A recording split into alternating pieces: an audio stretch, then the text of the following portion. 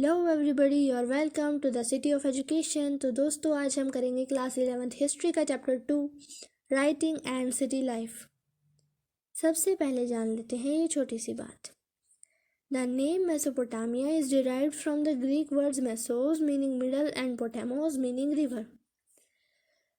जो नाम है मेसोपोटामिया, ये ग्रीक भाषा के 2 शब्दों से मिलकर बना है। ग्रीक कौन सी भाषा है?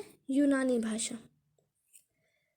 2 शब्द हैं, मेसोस एंड पोटामोस। मेसोस का मतलब है मिडल यानी बीच में, एंड पोटामोस का मतलब है रिवर यानी नदी।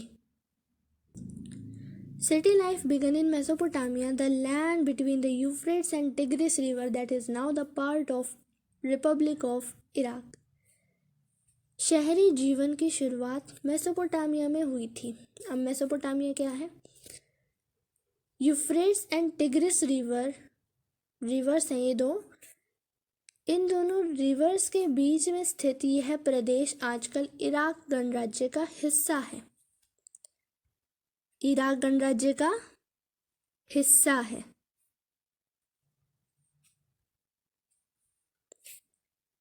सेकंड पॉइंट है, Mesopotamian civilization is known for its prosperity, city life, its voluminous and rich literature, and its mathematics and astronomy. इसका मतलब है मेसोपोटामिया की जो सभ्यता है, इसको किस लिए जाना जाता है? इसको जाना जाता है इसकी प्रोस्पेरिटी यानी संपन्नता की वजह से, इसके शहरी जीवन की वजह से, इसके विशाल एवं समृद्ध साहित्य, वॉल्यूमिनस यानी विशाल, एंड रिच लिटरेचर, रिच यानी समृद्ध साहित्य की वजह से इसको जाना जाता है। और किस लिए? इसके गणित के लिए और एस्ट्रोनॉमी यानी खगोल शास्त्र या खगोल विद्या आप कह सकते हैं। इन सभी चीज़ों की वजह से मेसोपोटामिया की सभ्यता को जाना जाता है। Mesopotamia's writing system and literature spread to the eastern Mediterranean, northern Syria and Turkey after 2000 BCE. Mesopotamia का जो राइटिंग सिस्टम है, लिखने का जो सिस्टम है, और इसका जो साहित्य है, ये है स्प्रेड हुआ। स्प्रेड का मतलब किसी चीज़ का फैलना। अब क्या हुआ? जो मेसोपोटामिया का जो राइटिंग सिस्टम है और जो इसका साहित्य है, ये फैला। कहाँ कहाँ फैला? ईस्टर्न मेडिटेरेनियन, नॉर्थन सीरिया और टर्की में फैला, ये 2000 BCE के बाद में। तो इसीलिए जो राज्य थे, so that the kingdoms of that entire region were writing to one another and to the pharaoh of Egypt. जब इसका साहित्य और इसका राइटिंग सिस्टम फैला तो क्या हुआ? उस क्षेत्र के जितने भी राज्य थे, उन सभी राज्यों के बीच आपस में, यहाँ तक कि इजिप्ट के फराओ के साथ भी मेसोपोटामिया की लैंग्वेज यानी भाषा और स्क्रिप्ट यानी लिपि होती है भाषा को लिखने की विधि। मेसोपोटामिया की भाषा और भाषा को लिखने की विधि में लिखा पढ़ी होने लगी थी। मतलब कि जब स्प्रेड हुआ मेसोपोटामिया के राइटिंग सिस्टम का और लिटरेचर यानी साहित्य का, तो क्या हुआ?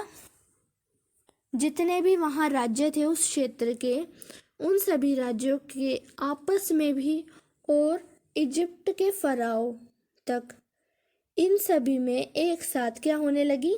आपस में क्या होने लगी?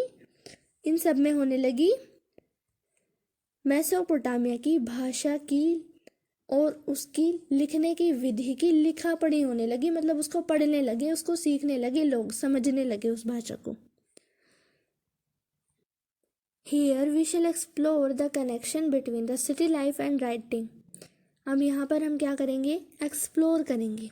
मतलब कि यहाँ पर हम शहरी जीवन और लेखन कला के बीच के संबंधों की खोज करने का प्रयत्न करेंगे। ठीक है।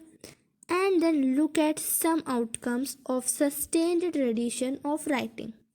और फिर हम क्या करेंगे? यह जानना चाहेंगे कि लेखन कला की जो सतत परंपरा है, सस्टेन्ड परंपरा है, ट्रेडिशन है, उससे क्या क्या प्रतिफल प्राप्त हुए। In the beginning of the recorded history, the land, mainly the urbanized south, was called Sumer and Akkad.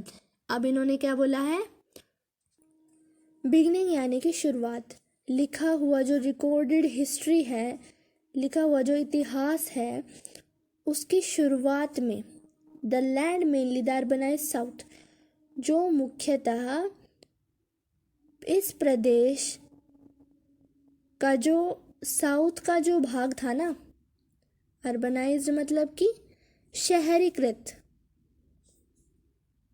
जो साउथ पार्ट था उसको बोलते थे सुमेर और अक्कद। आफ्टर 2000 BC के बाद में, when Babylon become an important city, जब बेबीलोन एक इम्पोर्टेंट सिटी बन गया तो बेबीलोनिया टर्म मतलब कि जो शब्द बेबीलोनिया है वो यूज़ किया जाने लगा, साउथर्न रीजन को बेबीलोनिया कहने लगे। जब बेबीलोन इम्पोर्टेंट सिटी बना तब बेबीलोनिया साउथर्न रीजन के नाम से जाने, मतलब कि बेबीलोनिया साउथर्न रीजन का नाम रख दिया गया। उसके बाद फ्रॉम अबाउट 1100 BCE, 1100 BCE के दौरान बेबीलोन जब इम्पोर्टेंट सिटी बनी तब बेबीलोनिया शब्द का इस्तेमाल किया जाने लगा साउथर्न रीजन के लिए। When the Assyrians established their kingdom in the north, जब एसिरियंस ने अपना राज्य स्थापित कर लिया नॉर्थ में, तो जो नॉर्थर्न रीजन है उसको एसीरियाई बोलने लगे। The first known language of the land वो सुमेरियन, उस क्षेत्र की, उस लैंड की जो फर्स्ट नोन लैंग्वेज थी वो थी Sumerian. It was gradually replaced by Akkadian around 2400 BCE। 2400 BCE के दौरान इस सुमेरियन भाषा को अक्कादियन भाषा के द्वारा रिप्लेस कर दिया गया। व्हेन अक्कादियन स्पीकर्स अराइव्ड, जब अक्कादियन स्पीकर्स आए तब सुमेरियन भाषा को रिमूव कर दिया गया अक्कादियन भाषा के द्वारा 2400 BCE में। This language flourished till about Alexander's time, ये जो भाषा है अक्कादियन भाषा फ्लोरिश यानी कि बढ़ती चली गई, फली फूली, अलेक्जेंडर के टाइम तक, 336 to 323 BCE तक,